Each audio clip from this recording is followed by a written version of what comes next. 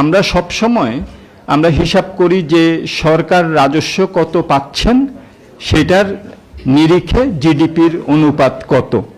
আমরা কখনো বলি না জনগণ কতটুকু কর দিচ্ছেন সেটার নিরিখে জিডিপির অনুপাত কত।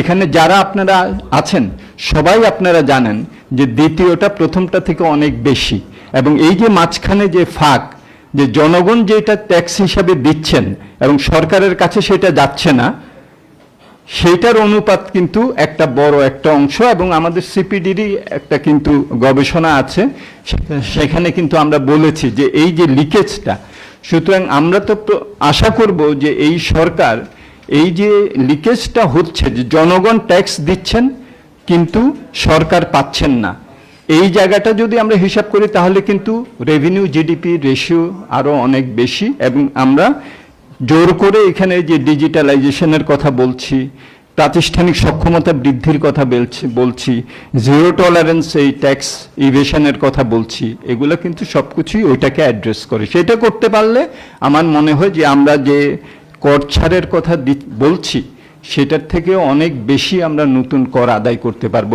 এইটা এখন নতুন একটা সুযোগ এই সরকারের সামনে, যে জনগণ যে ট্যাক্সটা দিচ্ছেন সেটা যাতে সরকারের খাতায় যায়।